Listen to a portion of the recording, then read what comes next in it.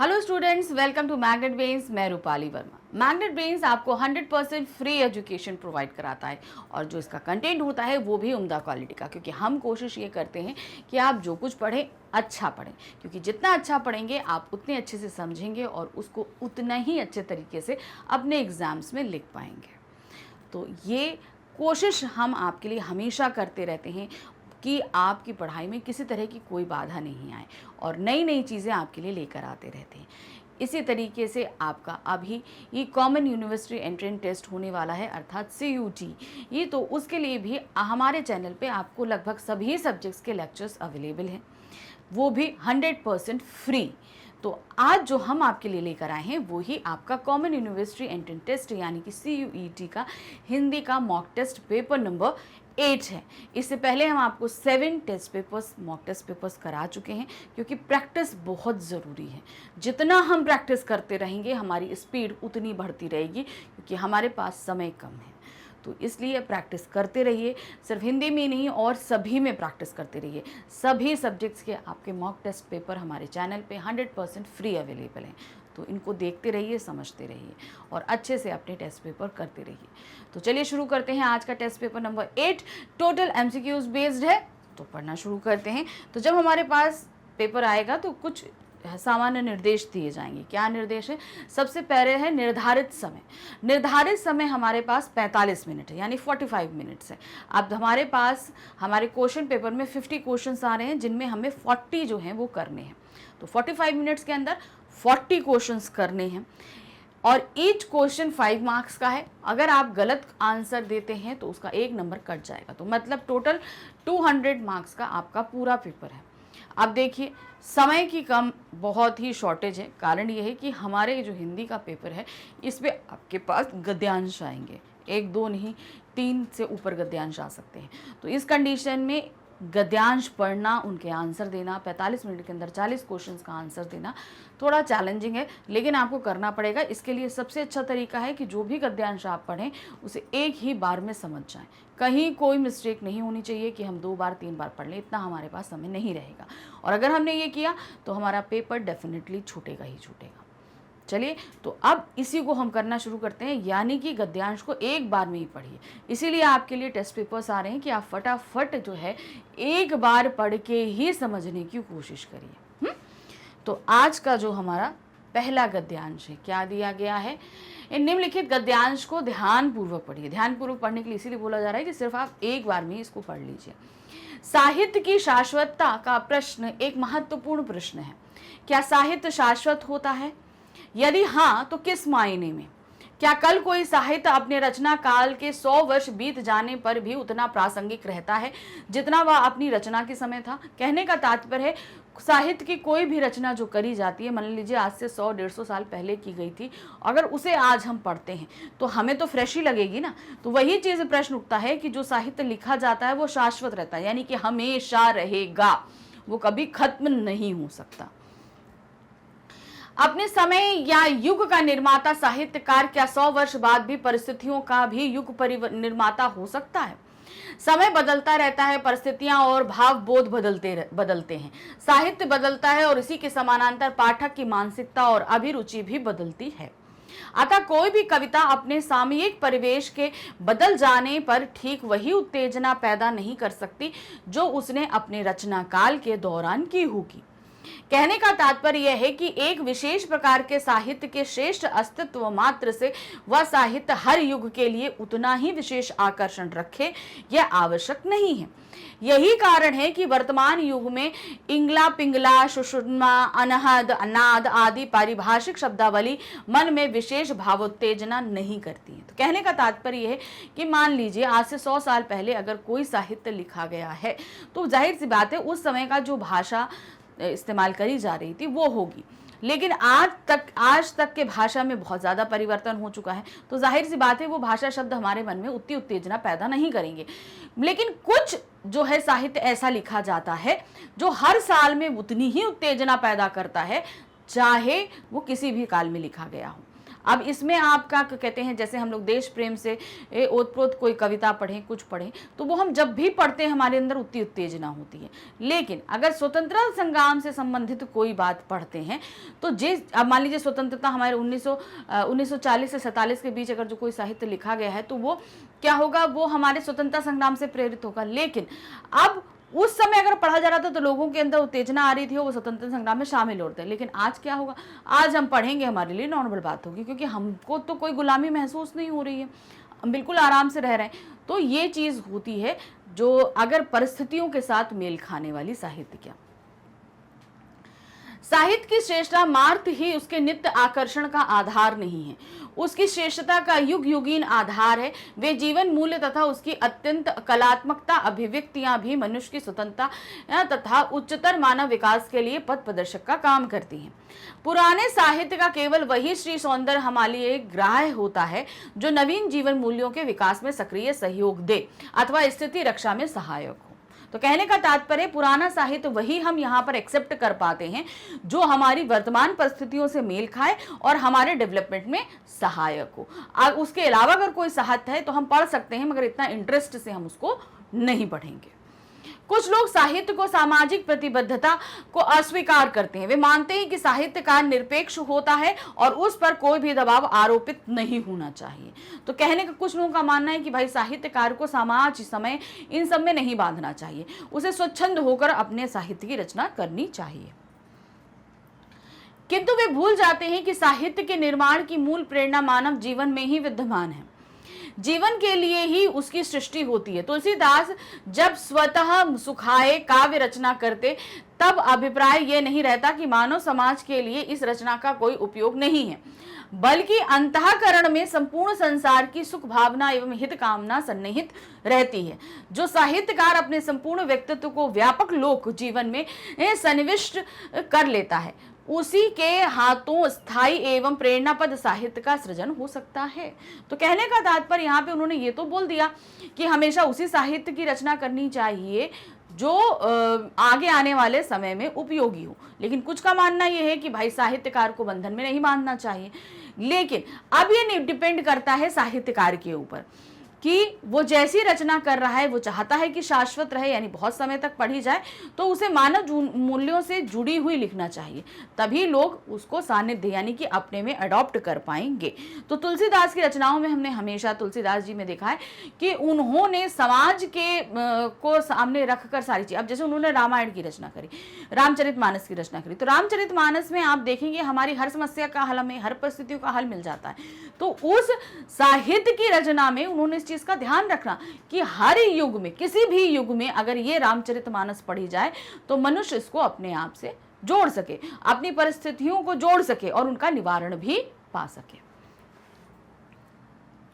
अब इसी गद्यांश में हमारे साथ प्रश्न है। क्या प्रश्न देखते हैं। निम्नलिखित प्रश्नों के उत्तर के लिए सबसे उचित विकल्पों का चयन कीजिए। पुराने साहित्य के प्रति वर्तमान में लोगों की अरुचि क्यों हो गई थी। क्या कारण है कि लोगों की अरुचि थी। क्योंकि वर्तमान में पाठक की अरुचि बदल गई, क्योंकि वर्तमान में पाठक पढ़ना नहीं चाहते, क्योंकि वर्तमान में पाठक कम हो गए हैं, क्योंकि वर्तमान में पाठक अरुचिकर होते हैं। तो सही ऑप्शन क्या है, क्यों हो गया ऐसा कि नहीं, क्योंकि वर्तमान में पाठक की रुचि बदल गई। भाई पहले जो साहित्य लिखे गए थे उनके अकॉर्डिंग आज वर्तमान समय में लोगों का इंटरेस्ट अलग है, तो वो इसलिए ज्यादा साहित्य नहीं पढ़ा जाता। साहित्य की प्रासंगिकता किसके अनुसार बदलती रहती है, यानी कि उसका जो प्रसंग है, उसके जो इंटरेस्ट है, किसके अनुसार बदलते रहते हैं। देश काल के अनुसार, परिस्थिति के अनुसार, परिस्थिति और देश काल के अनुसार, या साहित्य के अनुसार। तो किसके अनुसार बदलते हैं वो, परिस्थिति और देश काल के अनुसार। अर्थात कहने का तात्पर्य पहले जो परिस्थितियां थी जिस काल में साहित्य लिखा गया, आज की परिस्थितियां बदल गई हैं, देश काल बदल गया। कहने का तात्पर्य उन्होंने जिस परिवेश में लिखा और आज के परिवेश में फर्क हो जाता है। उन्होंने मान लीजिए गाँव में लिखा, या उन्होंने जिस समय में लिखा उस समय इतना डेवलपमेंट नहीं था, लेकिन आज उतना डेवलपमेंट हो चुका है। तो इसलिए इनमें जो है बदलती प्रासंगिकता उसकी बदलती रहती है, उसका इंस्टेंट बदलता रहता है। जीवन के विकास में साहित्य का कौन सा अंश स्वीकार्य है। जीवन के विकास में यानी कि हमारे डेवलपमेंट में साहित्य का कौन सा अंग जो है वो हम उसे अडॉप्ट करते हैं। जो अपनी उपयोगिता खो चुका हो, जो जीवन मूल्यों में असंबद्ध हो चुका हो, जो नवीन जीवन मूल्यों के विकास में सक्रिय सहयोग दे, जो अपनी प्रासंगिकता खो चुका हो। तो सही इसका ऑप्शन क्या है, जो नवीन जीवन मूल्यों के विकास में सक्रिय हो। मतलब लिखा साहित्य किसी भी समय में गया हो, लेकिन अगर वो प्रेजेंट समय में हमारे डेवलपमेंट में सहयोग देता है, यानी कि नए विचारों को सहयोग देता है, तो वो हमेशा स्वीकार्य होगा। साहित्य को शाश्वत क्यों नहीं कहा जा सकता है? क्योंकि वह समय के साथ अपनी प्रासंगिकता खो बैठता है, क्योंकि वह समय के साथ अपनी प्रासंगिकता नहीं खोता है, क्योंकि वह शाश्वत नहीं है, क्योंकि वह सनातन है।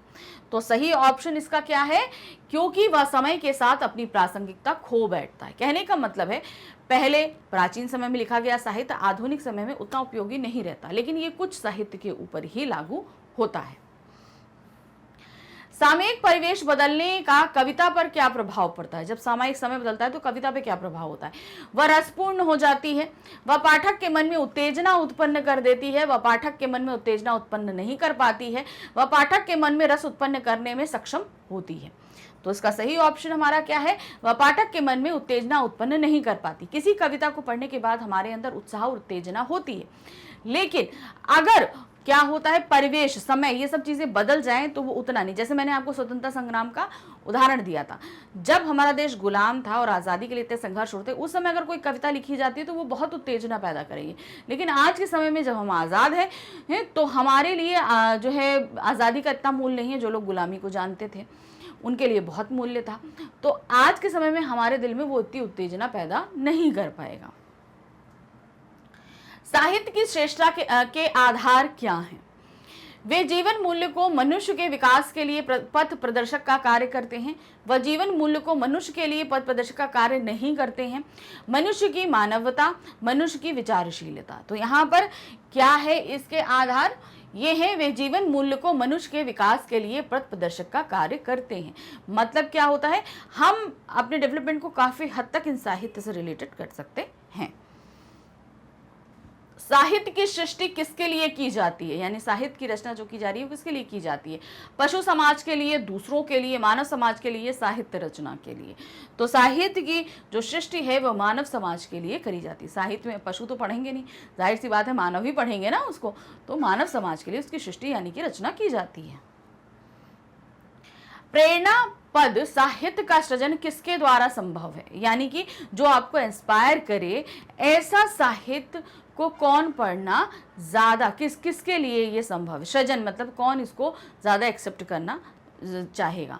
जिसके साहित्य में स्वतः ही भावना निहित होती है, जिसके साहित्य में लोकहित की भावना निहित होती है, जिसके साहित्य में स्वहित की भावना निहित होती है, जिसके साहित्य में अपनेपन की भावना निहित होती है। तो सही ऑप्शन इसका क्या है? जिसके साहित्य में लोकहित की भावना निहित होती है। मतलब प्रेरणाप्रद साहित्य का सृजन वो वहां पे हो सकता है जहां पर पूरे समाज के कल्याण की भावना निहित हो। भावोत्तेजना शब्द का संधि विच्छेद कीजिए। भावोत्तेजना, तो यहां पर क्या होगा, आप देखिए भावोत्तेजना, तो दो शब्द आ रहे हैं, दोनों को अपने अपने मूल अर्थों के साथ अलग करना है। तो यहां पर क्या है, भावो प्लस उत्तेजना, भावोत्जन, भव प्लस उत्तेजना, भाव प्लस उत्तेजना। तो इसका सही जो ऑप्शन है वो है लास्ट, भाव प्लस उत्तेजना। देखिए यहाँ पर क्या है, ये जो भाव था ये हमने ले लिया, ये क्या है ओ की मात्रा, ये ऊ में बदल गई और तजना, तो ये हो जाता है हमारा भावोत्तेजना। ये सही संधि विच्छेद है। नेक्स्ट आते हैं हम,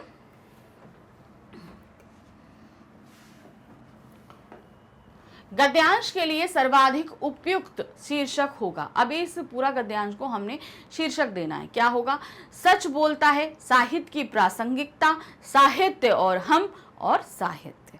तो सही इसका जो ऑप्शन है वे है साहित्य की प्रासंगिकता, यानी कि समय के साथ ये साहित्य का प्रसंग कितना हमारे लिए इंपॉर्टेंट रहता है। तो इस प्रश्न के साथ हमारा पहला गद्यांश खत्म होता है। अब हम आते हैं हमारे दूसरे गद्यांश पे। दूसरा गद्यांश क्या है? निम्नलिखित गद्यांश को ध्यानपूर्वक पढ़िए। देखिए हर किसी के साथ ये निर्देश दिया जा रहा है आपको कि बहुत ही ध्यान से पढ़ना, यानी एकाग्र होकर आप इस गद्यांश को पढ़िए ताकि एक बार में आपको पूरी तरह से क्लियर हो जाए। क्या है? परियोजना शिक्षा का एक बहुत ही महत्वपूर्ण अंग है। इसे तैयार करने में किसी खेल की तरह का ही आनंद मिलता है। इस तरह परियोजना तैयार करने का अर्थ है खेल खेल में बहुत कुछ सीख जाना। यदि आपको कहा जाए कि दशहरा पर निबंध लिखिए तो आपको शायद उतना आनंद नहीं आएगा। लेकिन यदि आपसे कहा जाए परियोजना अखबारों में प्राप्त जानकारियों के अलावा भी आपको देश दुनिया की बहुत सारी जानकारियां प्राप्त करती हैं, यह आपको तथ्यों को जुटाने तथा उन पर विचार करने का अवसर प्रदान करती है। इससे आप में नए नए तथ्यों के कौशल का विकास आता है। तथ्य मतलब होता है कि हम जो फैक्ट्स कलेक्ट करते हैं, मतलब कुछ चीज़ें जैसे दशहरा है उसके बारे में हम सारी चीज़ें जानते हैं तो हमें इतना इंटरेस्ट नहीं आएगा। लेकिन अगर कोई हमें ऐसा टॉपिक दिया जाता है जिसमें नए नए फैक्ट्स हमें इकट्ठा करने हो और उनके बारे में हमें फैक्ट्स इकट्ठा करके रिपोर्ट रेडी करनी हो, तो जाहिर सी बात हमें इंटरेस्ट आएगा, क्योंकि हम उसके बारे में खोजबीन करेंगे। अब जिस चीज़ के बारे में हम जानते हैं उसको लिखने में हमें इतना इंटरेस्ट नहीं आएगा। इससे आप में एकाग्रता का विकास होगा, यानी कंसंट्रेशन बढ़ेगा। यानी कि आप एक टॉपिक के बारे में जब फैक्ट्स इकट्ठा करेंगे तो आप कंसंट्रेट रहेंगे, ठीक है, कि हमें यही काम करना है। लेखन संबंधी नई नई शैलियों का विकास होगा, मतलब हम काफ़ी हद तक लिखने की कला में भी जो है डेवलपमेंट कर पाएंगे। आप में चिंतन करने तथा किसी पूर्व घटना में वर्तमान घटना को जोड़कर देखने की शक्ति का विकास होगा। मान लीजिए आप फैक्ट्स इकट्ठा कर रहे हो तो पुराने समय में कोई घटना हो चुकी है, उसे आप वर्तमान समय से कलेक्ट करने की जो एक एबिलिटी होती है वो आपके अंदर डेवलपमेंट होगी। परियोजना कई प्रकार से तैयार की जाती है, हर व्यक्ति इसे अलग ढंग से अपने तरीके से तैयार कर सकता है। ठीक उसी प्रकार जैसे हर व्यक्ति का बातचीत करने का, रहने का, खाने पीने का अपना अलग तरीका होता है, ऐसा निबंध, कहानी, कविता लिखते या चित्र बनाते समय भी होता है। लेकिन ऊपर कही गई बातों के आधार पर यहाँ हम परियोजना को मोटे तौर से दो भागों में बांट सकते हैं। यानी कि परियोजना तैयार करने में एक इंटरेस्ट होता है, एक नहीं होता है। तो जो हमने ऊपर अभी फैक्ट्स इकट्ठा करने की बात करी उसके आधार पर हम परियोजना तैयार करने के दो तरीकों पर विचार कर सकते हैं। क्या है? एक तो वे परियोजनाएं जो समस्याओं के निदान के लिए तैयार की जाती है, मतलब कोई अगर समस्या है तो उसका निदान कैसा हो, इसके लिए हम कोई परियोजना का मतलब आप समझिए कि आपको कोई प्रोजेक्ट रेडी करना है, कोई रिपोर्ट तैयार करनी है, वो यहाँ से तात्पर्य है।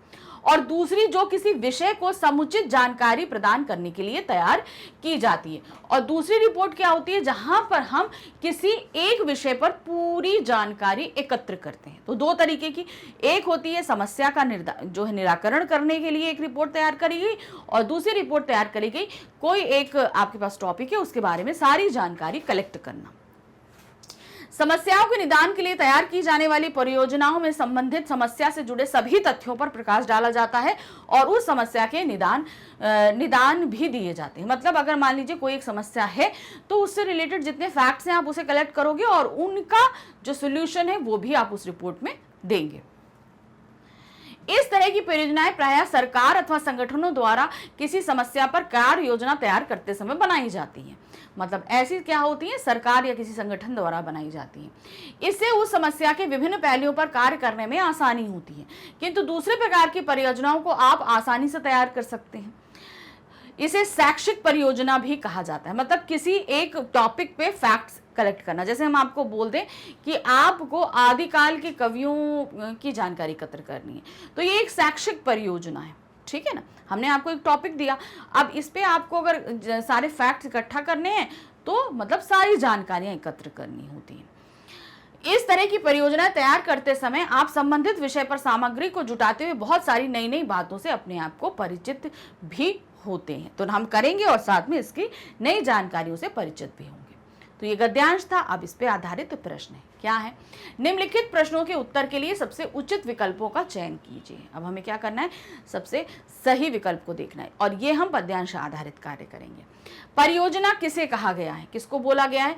नियमित या व्यवस्थित विचार, नियमित या अव्यवस्थित विचार, नियमित या अव्यवस्थित विचार, अनियमित या व्यवस्थित विचार। तो सही इसका ऑप्शन क्या है? ये है आपका नियमित और व्यवस्थित विचार।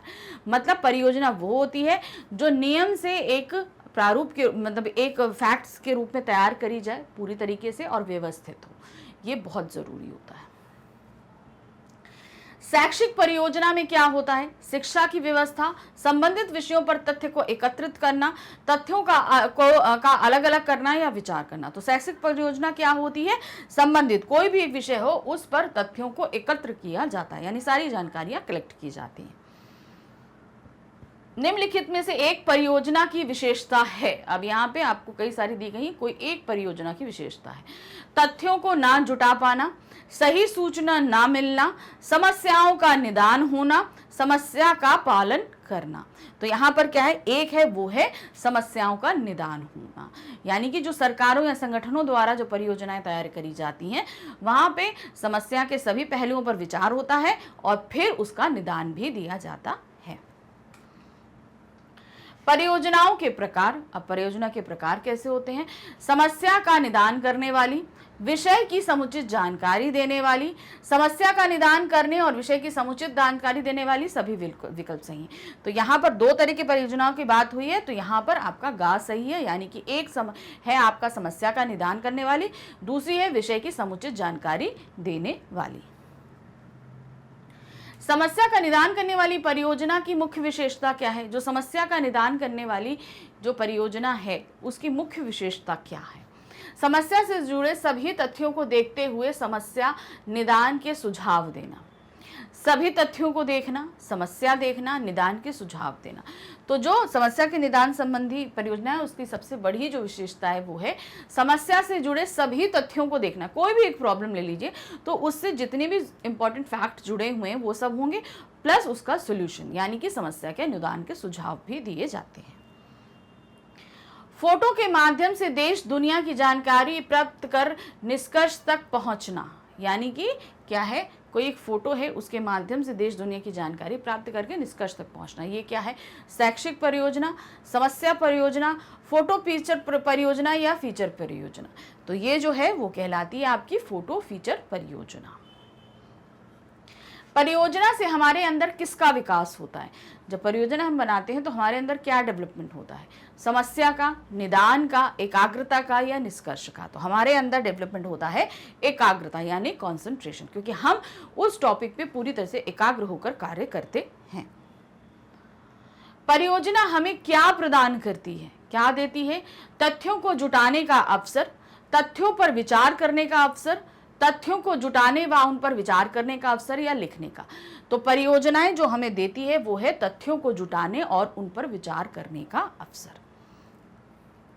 परियोजना मनुष्य में कौन सी शक्ति विकसित करती है, मतलब हमारे अंदर कौन सी पावर को डेवलप करती है, चिंतन शक्ति, समस्यात्मक, निदानात्मक या घटना। तो यहाँ पर जो हमारे अंदर शक्ति डेवलप करती है वो है चिंतन शक्ति, यानी किसी एक टॉपिक पे हम कितना विचार कर रहे हैं ये हमारे अंदर पावर जो है डेवलप करती है। परियोजना शब्द में प्रयुक्त उपसर्ग, अब परियोजना शब्द में हमें उपसर्ग ढूंढना है, क्या है, पर, प्रयोजना या परि। तो यहाँ पर जो शब्द आपका उपसर्ग है वो है परि। तो यहाँ पर जो आ रहा है, योजना हमारा मूल शब्द है और परि हमारा उपसर्ग है, ये हमारा उपसर्ग है और ये हमारा मूल शब्द होगा।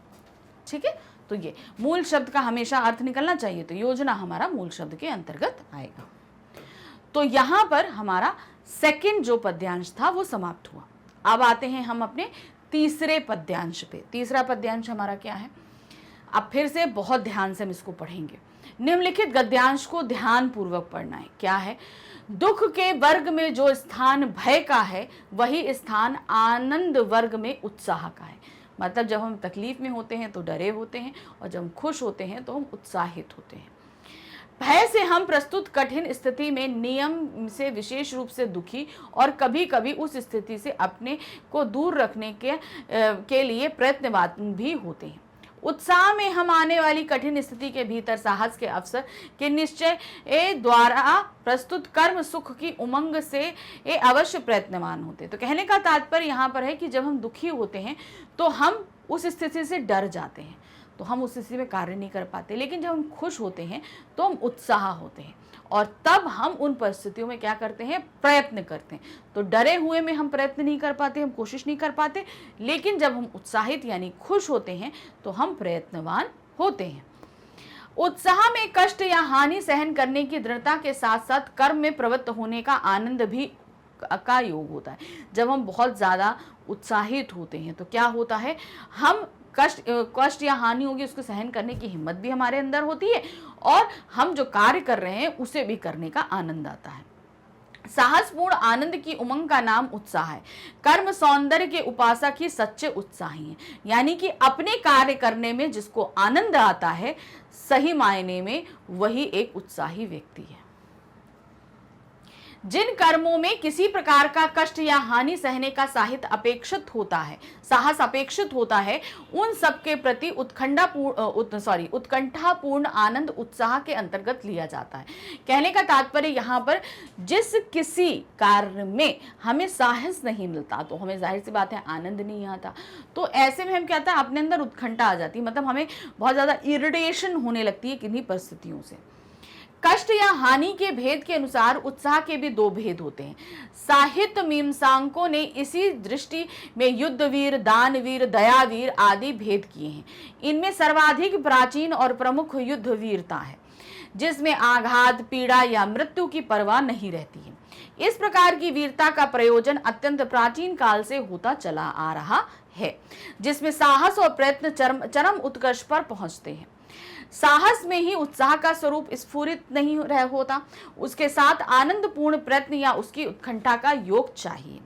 बिना बेहोश हुए भारी फोड़ा चिराने को तैयार होने वाला साहस कहा जाएगा, पर उत्साह नहीं। तो कहने का तात्पर्य यहाँ पर यह है कि वो ये बता रहे हैं, हम परिस्थिति के अनुसार, जैसे हम जो कर्म कर रहे हैं, हमें अगर हम बहुत उत्साही हैं तो हमें जाहिर सी बात है हम अपने कर्म में मजा लें। कर्म करने का मतलब आप जो डेली रूटीन में काम करते हैं उसे कितने इंटरेस्ट से करते हैं। एक होता है बोरियत से करते हैं, और एक बहुत इंटरेस्ट लेकर करेंगे तो आप मतलब सिर्फ अपने डेली के कार्य ही नहीं अच्छे से करेंगे, उसके अलावा भी आप बहुत सारे कार्य बहुत ही वीरता के साथ कर सकते हैं। लेकिन इसी के विपरीत होता है साहस। तो साहस, जो उत्साह और साहस दो अलग अलग चीजें। तो उन्होंने इसी का एग्जाम्पल दिया है कि आपके अगर एक फोड़ा हो गया है तो आप वहां पर जगह को सुन्न किए बगैर उसको चिरवाते हैं, तो वो साहस है, ना कि उत्साह है।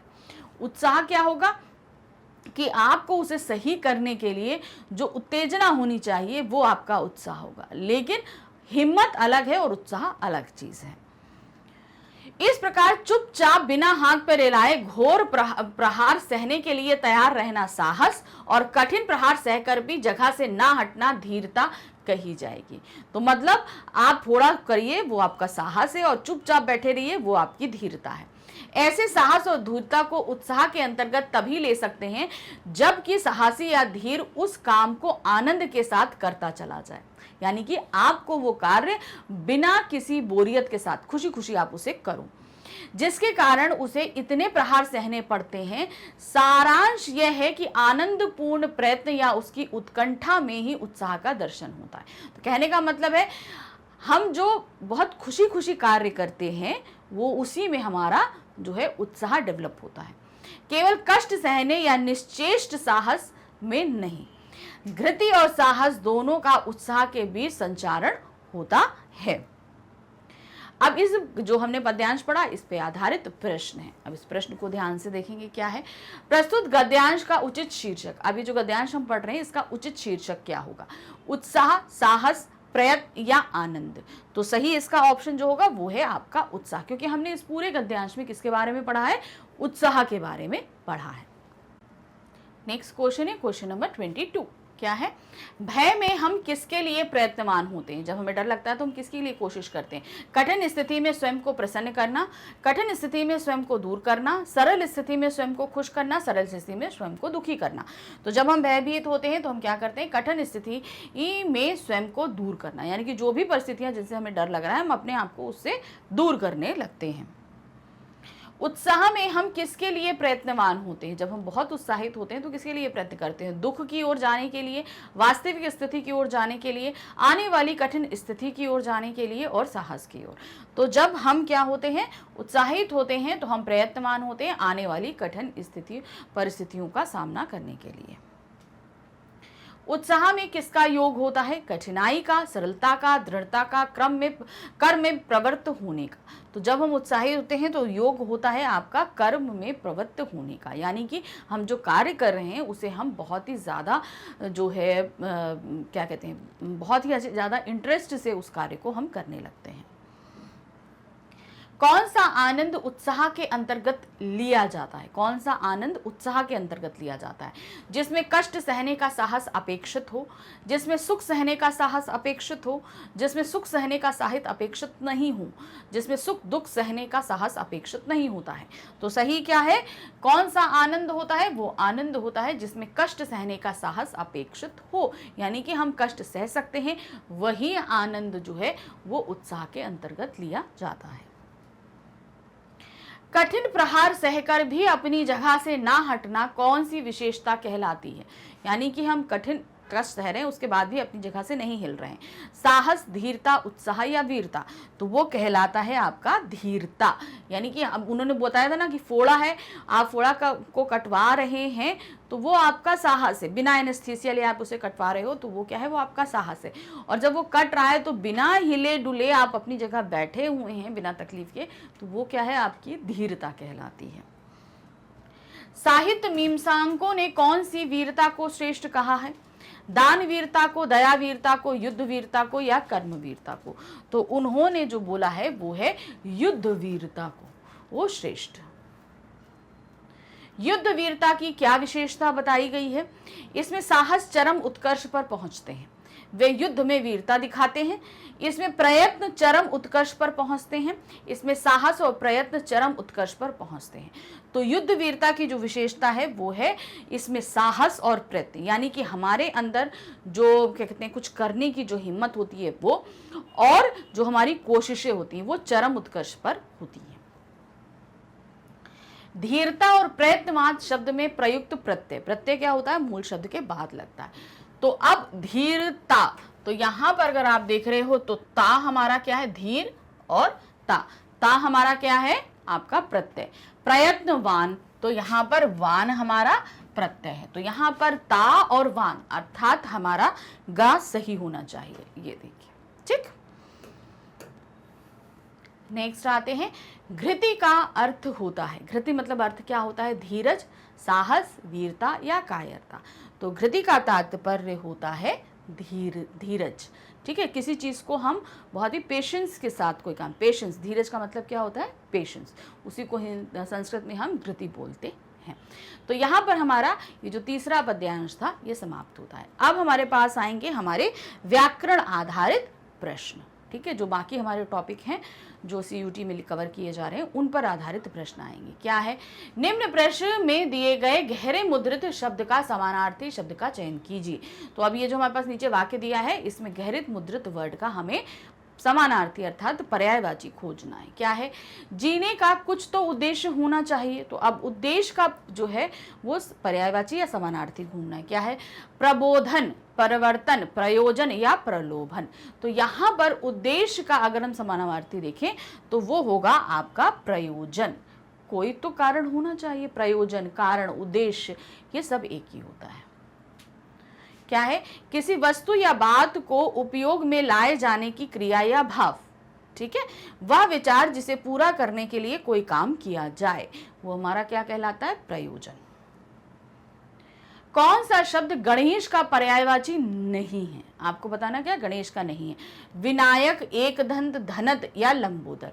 तो यहाँ पर जो है धनद, ये विनायक यानी कि गणेश का जो है पर्यायवाची नहीं है। धनद जो है वो कुबेर का पर्यायवाची होता है। ये देखिए, धनद गणेश का पर्यायवाची नहीं है। धनद का पर्यायवाची है कुबेर, यक्षराज, धनपति, अलंकरेश, धनपाल, धनेश्वर, किन्नरेश आदि। गणेश का पर्यायवाची है विनायक, एकदंत, लंबोदर, गजानन, गणपति, हेअंबर, द्वयमातुर, गजानंदन, मोदक प्रिय, महाकाय आदि। तो ये क्या है? गणपति के पर्यायवाची होंगे। नेक्स्ट है, इनमें से कौन चांदनी का पर्यायवाची नहीं है? जोशना, चंद्र प्रभा, कौमुदी, नलिन। तो यहां पर जो है वो है नलिन, ये जो है चांदनी का पर्यायवाची नहीं है। बाकी जोशना, चंद्रप्रभा, कौमुदी चांदनी के पर्यायवाची है। नलिन क्या होता है? ये होता है आपका पानी। ये देखिए, नलिन शब्द का अर्थ है कमल, पानी, नील, सारस, पक्षी आदि होता है, अतः यह शब्द चांदनी का पर्यायवाची नहीं है। सार्थक शब्द का विलोम होगा। सार्थक, सार्थक मतलब जिस जो अर्थ के साथ है। तो क्या है? निरार्थक, निरर्थक, परार्थक या आर्थक। तो सार्थक का विलोम शब्द होगा निरर्थक।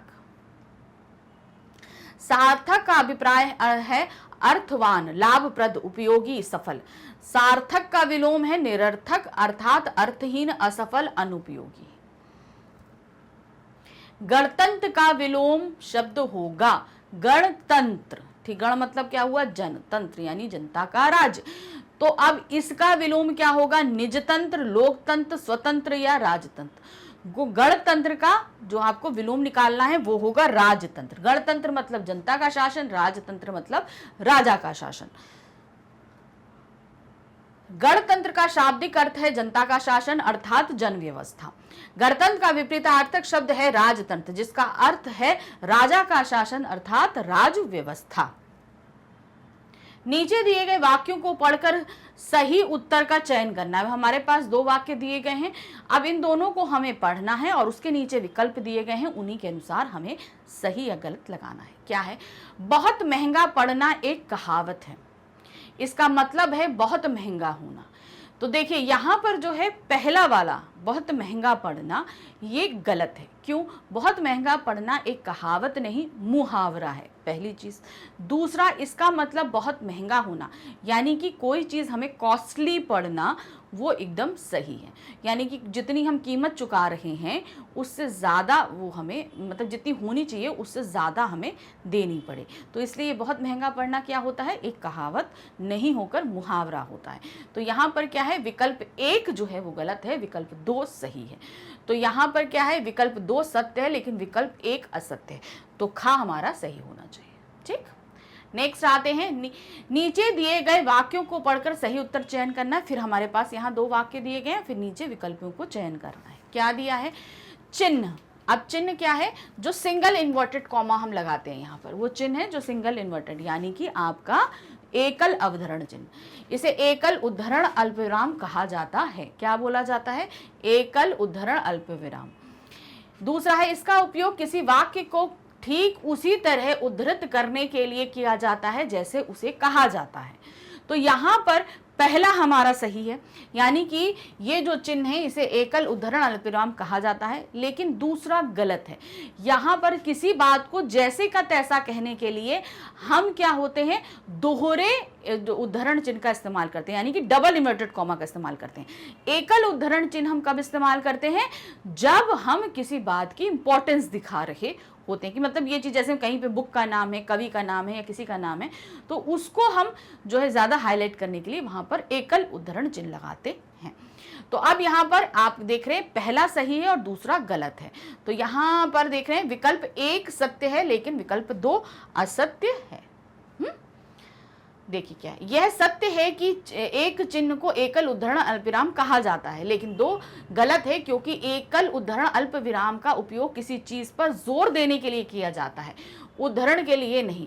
उद्धरण करने के लिए दोहरे उद्धरण अल्पविराम का प्रयोग किया था। मतलब जहां पे हम किसी बात को जैसे का तैसा, जैसे हम बोलते हैं राधा ने बोला मैं चली जाऊंगी, तो मैं चली जाऊंगी जो है उसके शब्द थे, मैंने जस के तस लिखे, तो वो हम क्या करेंगे? डबल इन्वर्टेड कॉमा में करेंगे। लेकिन अगर हम ये बोले रामचरितमानस तुलसीदास जी द्वारा कृत है, तो रामचरितमानस क्या होगा? वो सिंगल इन्वर्टेड कॉमा में होगा। क्यों? क्योंकि हमें उस बुक के नाम को हाईलाइट करके आपके सामने लेकर आना है। तो ये हमारा सही होगा। नीचे दिए गए वाक्यों को पढ़कर सही उत्तर का चयन कीजिए। अब नीचे हमारे पास 2 वाक्य दिए गए, इन्हें फिर से हमें पढ़ना है और फिर विकल्प देखना है। निराश शब्द का अर्थ है दुखी होना। उत्सुक शब्द दुखी का विपरीत है।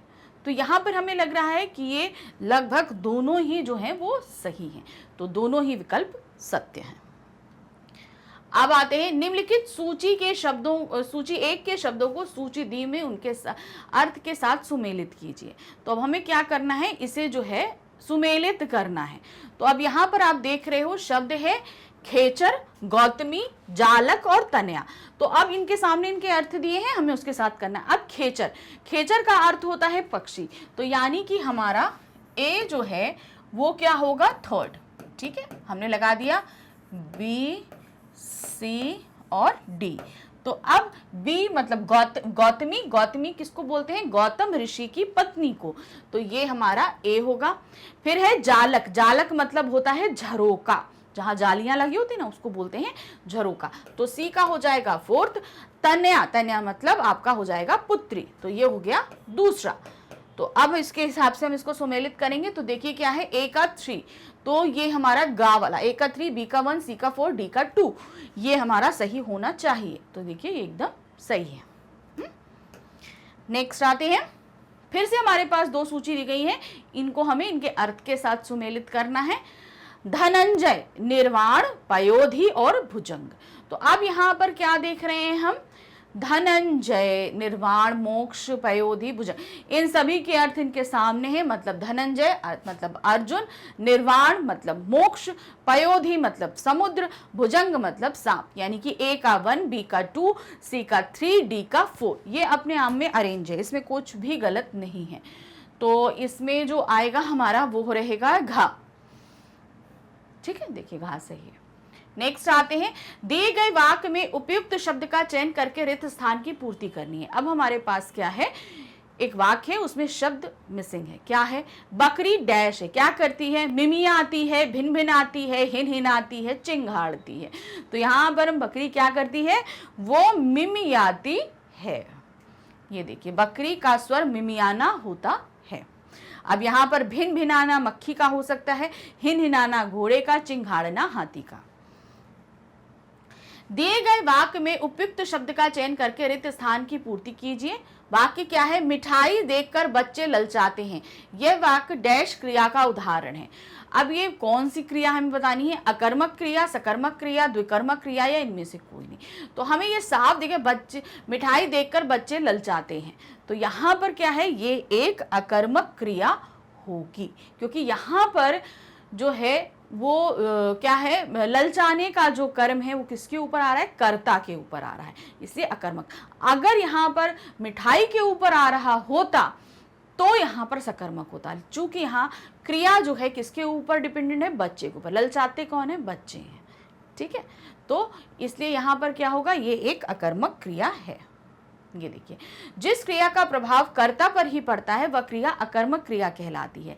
इस वाक्य में ललचाना अकर्मक क्रिया का उदाहरण है, अतः यह वाक्य अकर्मक क्रिया से संबंधित है।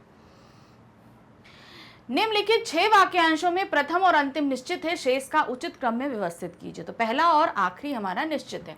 तो पहला है अतिथि और लास्ट है रिवाज सर्वप्रथम फ्रांस में शुरू हुआ। तो अब नीचे बीच के जो वाक्य हैं उन्हें हमें अरेंज करना है, बाकी ऊपर और नीचे वाले निश्चित हैं। क्या है भाई, देखें पहले हम सारे पढ़ लेंगे। अतिथि निश्चित राशि लेकर से भोजन तथा रहने की उसे पेइंग गेस्ट बनाने की सुविधा के बदले रिवाज सर्वप्रथम फ्रांस में प्रारंभ हुआ। तो ये हमारे वाक्य थे। अब इन वाक्यों को हमें अरेंज करना है। तो पहला है हमारा अतिथि, तो क्या है, अब यहां से है अतिथि अतिथि अतिथि अतिथि अतिथि अतिथि, ये यहाँ से अतिथि से भोजन तथा रहने की सुविधा के बदले, तो यहाँ पर रा फिर वा, ओके, रा वा। अतिथि से भोजन तथा रहने की सुविधा के बदले निश्चित राशि लेकर, तो यहाँ पर क्या आ जाएगा, या निश्चित राशि लेकर उसे पेइंग गेस्ट बनाने का रिवाज सर्वप्रथम फ्रांस में शुरू हुआ। तो यहां पर आ गया ला। ठीक है, फिर से वाक्य पढ़ती हूं। अतिथि से भोजन तथा रहने की सुविधा के बदले निश्चित राशि लेकर उसे पेइंग गेस्ट बनाने का रिवाज सर्वप्रथम फ्रांस में प्रारंभ हुआ। तो ये हमारा एक सुव्यवस्थित वाक्य बन गया। अब हमने ऑर्डर भी नोट कर लिया, एक बार ऑर्डर चेक कर लेते हैं। क्या है, देखिए रा वा या ला, तो हमारा खा जा रहा है सही, देखते हैं खा सही है, एकदम खा हमारा सही है। नेक्स्ट आते हैं, उसी तरीके से हमारे पास फिर से 6 वाक्यांश दिए गए। पहला और आखिरी निश्चित है, बीच के 4 अरेंज करने। क्या है, कबीर अकेले संत कवि हैं, ये और रूप में प्रतिष्ठित किया, ये 2 हमारे क्या हैं, पूरी तरीके से अपनी जगह पर रहेंगे, इनमें कोई बदलाव नहीं आएगा, बीच में हमें अरेंज करना है।